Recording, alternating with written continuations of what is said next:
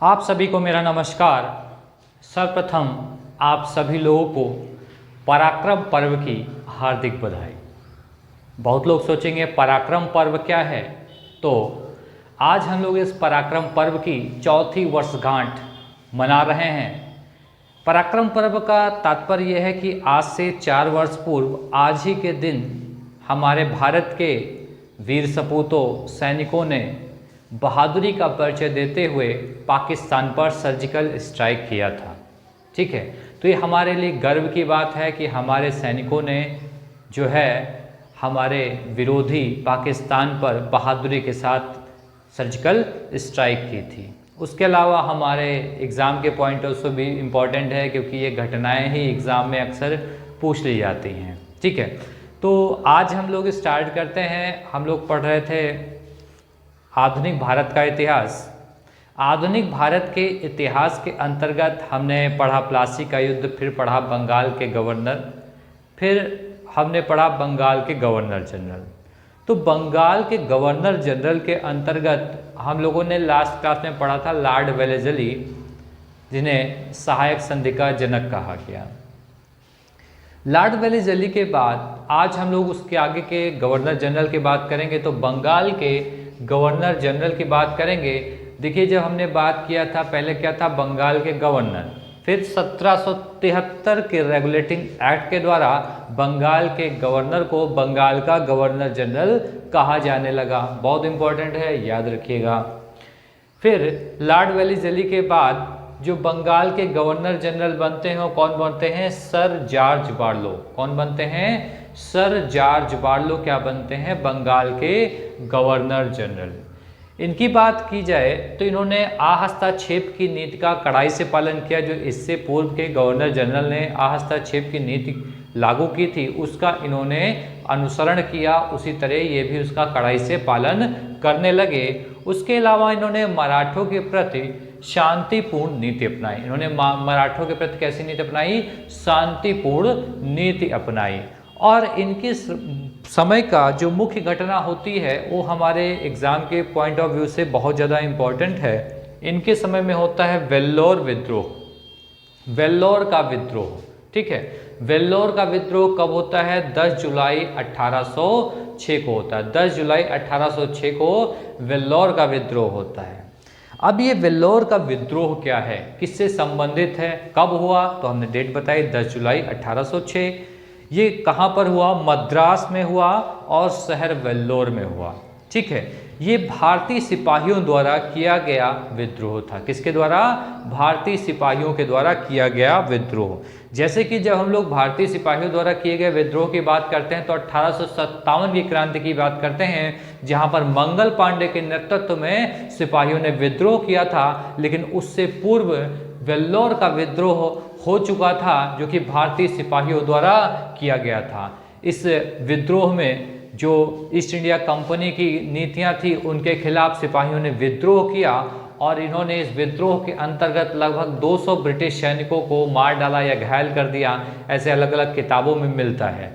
लेकिन जल्द ही east India company ने इनके इस विद्रोह को दबाने का प्रयास किया। इस दबाने के प्रयास में लगभग 600 भारतीय सिपाही मारे गए और 100 भारतीय सिपाहियों को क्या कर दी गई, सजाए मौत दे दी गई। ठीक है, तो वेल्लोर विद्रोह पूछा सकता है किसके समय में हुआ, तो सर जॉर्ज बार्लो के समय में हुआ। सैनिकों द्वारा किया गया विद्रोह था। शहर वेल्लोर, शहर मद्रास शहर में किया गया था। उसके बाद बंगाल के गवर्नर जनरल बनते हैं लॉर्ड मिंटो प्रथम। अब यहाँ पर हम 2 मिंटो पढ़ते हैं, एक लॉर्ड मिंटो प्रथम, एक लॉर्ड मिंटो द्वितीय। दोनों ही इम्पॉर्टेंट हैं, लेकिन यहाँ पर बात करें तो लॉर्ड मिंटो द्वितीय ज़्यादा इम्पॉर्टेंट हो जाते हैं। कैसे हो जाते हैं, देखिएगा। लॉर्ड मिंटो प्रथम, जिनका कार्यकाल 1807 से लेकर 1813 तक रहा, 5 वर्ष का कार्यकाल रहा। इनके समय में एक मुख्य घटना होती है अमृतसर की संधि। अमृतसर की संधि होती है किसके, लॉर्ड मिंटो प्रथम के कार्यकाल में। ये जो संधि होती है ये किसके किसके बीच होती है, तो मराठों की ओर से रणजीत सिंह और ईस्ट इंडिया कंपनी की तरफ से चार्ल्स मेटकाफ। रणजीत सिंह और चार्ल्स मेटकाफ के बीच 25 अप्रैल 1809 को अमृतसर की संधि होती है, जिस पर ईस्ट इंडिया कंपनी की ओर से कौन सिग्नेचर करता है? चार्ल्स मेटकाफ करते हैं। ठीक है, तो ये पूछा सकता है अमृतसर की संधि किसके समय काल में हुई? तो लॉर्ड मिंटो प्रथम के काल में हुई। किसके किसके बीच हुई? रणजीत सिंह और चार्ल्स मेटकाफ के बीच हुई। कब हुई? 25 अप्रैल 1809 को हुई। तो यहाँ से इंपॉर्टेंट बनता है। तो ये हो गया चार्ल्स मिंटो प्रथम। अब हम लॉर्ड मिंटो प्रथम, अगर हम द्वितीय की बात करें तो देखिए लॉर्ड मिंटो द्वितीय का जो कार्यकाल था वो कार्यकाल 1905 से लेकर 1910 तक था।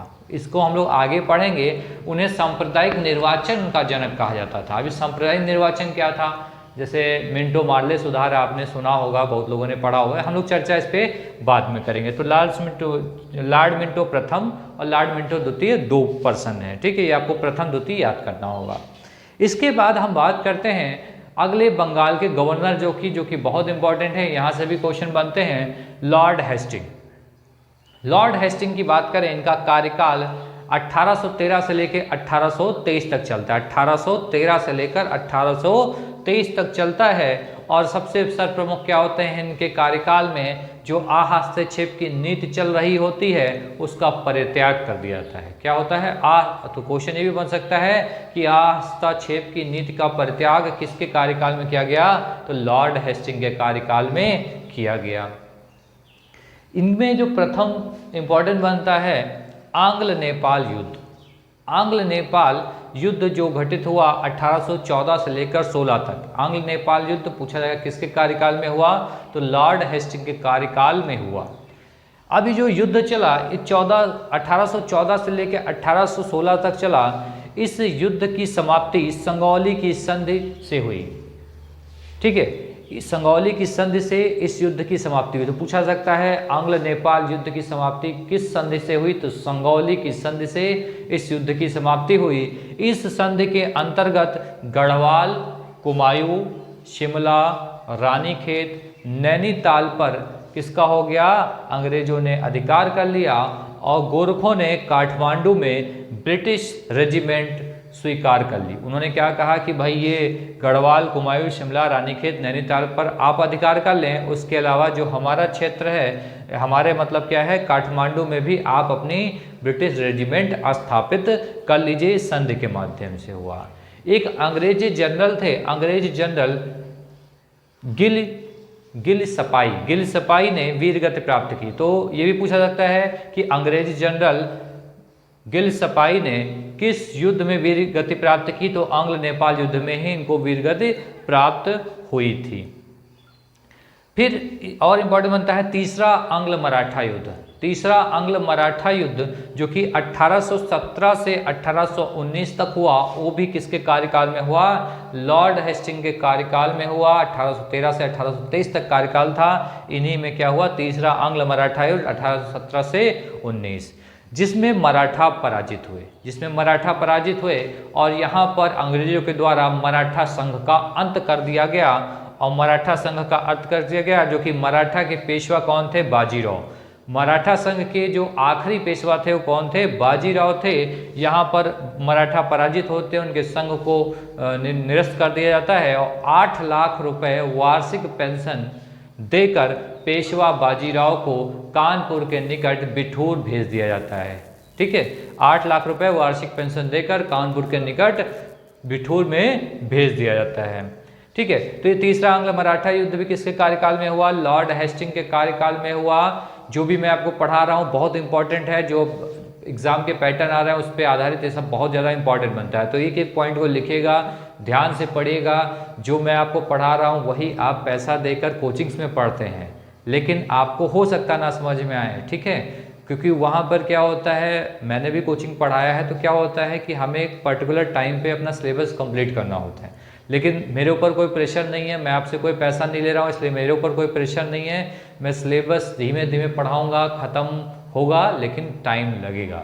ठीक है, फिर अगला है पिंडारियों का दमन। पिंडारियों का दमन बात करें तो लॉर्ड हेस्टिंग को पिंडारियों का दमनकर्ता के नाम से जाने जाते हैं। पिंडारियों की बात की जाए तो एक मराठी भाषा का शब्द है पिंडारी। किस भाषा का शब्द है? मराठी भाषा का शब्द है पिंडारी। और ये क्या था, एक लुटेरों का दल था। किसका दल था? लुटेरों का दल था पिंडारी। इस पे एक मूवी भी बनी थी, आपने देखा होगा, ठीक है। तो इस पे एक मूवी भी बनी थी, ठीक है। तो क्या था, एक लुटेरों का दल था जिसमें हिंदू और मुस्लिम सम्मिलित रूप से थे। जो भी लुटेरे थे उसमें हिंदू और मुस्लिम दोनों ही थे। और इनको क्या था, मराठों का समर्थन प्राप्त था। इट मीन मराठे इनके समर्थन में रहते थे और इन्होंने क्या किया था, एक ध्वज भी इनके प्रदान किया था। एक अंग्रेजी इतिहासकार थे मैल्कम, जिन्होंने कहा कि पिंडारी जो हैं मराठा शिकारियों के साथ शिकारी कुत्ते हैं। क्या मतलब, इन्होंने क्या कहा, मराठा शिकारियों के साथ शिकारी कुत्तों की संज्ञा प्रदान की। किसने? मैल्कम ने इन पिंडारियों को प्रदान की। आखिरकार पिंडारियों का दमन होता है, लेकिन यहाँ से जो एग्जाम में इंपॉर्टेंट बनता है, जो पिंडारी के तरफ से थे तो मुख्य 4 नेता थे। इन 4 नेता आप ये एग्जाम में पूछे सकते हैं। जो पिंडारियों का दमन हुआ तो पिंडारियों में 4 प्रमुख नेता थे, चीतू, वासिल मोहम्मद, करीम खां, अमीर खां। फिर से देखिएगा, चीतू, वासिल मोहम्मद, करीम खां, अमीर खां। क्वेश्चन बन सकता है निम्नलिखित में से कौन सा पिंडारियों का नेता नहीं था? पिंडारियों का नेता है, ठीक है। तो क्या हुआ, पिंडारी को जो नेता थे, जैसे चीतू, नाम है चीतू, और इत्तेफाक से देखिए इन्हें एक जंगल में चीता खा गया। इत्तेफाक देखिएगा तो ये याद करना आसान हो गया कि चीतू क्या थे, पिंडारियों के नेता थे जिन्हें क्या हो गया, चीता खा गया। चीता खा गया तो ये मर गए। दूसरा है वासिल मोहम्मद। वासिल मोहम्मद ने क्या किया, इनको जेल में बंद कर दिया गया, गाजीपुर जेल में बंद कर दिया गया, जहां पर इन्होंने आत्महत्या कर ली। उसके अलावा करीम खान ने क्या किया, आत्मसमर्पण कर दिया। जब आत्मसमर्पण कर दिया तो अंग्रेजों ने इन्हें गोरखपुर में स्थित गौस की जागीर सौंप दी। क्या कहा, वहाँ की जागीर सौंप दी। कहाँ की? गोरखपुर गौस की जागीर सौंप दी।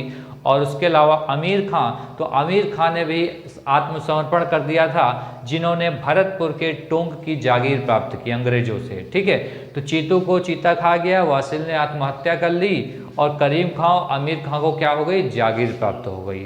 तो यहाँ से पिंडारियों का दमन हो जाता है। आज की क्लास बहुत इंपॉर्टेंट है, इन चीज़ों को आप नोट्स बनाएं, अच्छे से पढ़ें। एक बार चीज़ें ना समझ में आए 2 बार 3 बार देखें, और जो भी आपको समझ में ना आए आप हमसे क्वेश्चन कर सकते हैं।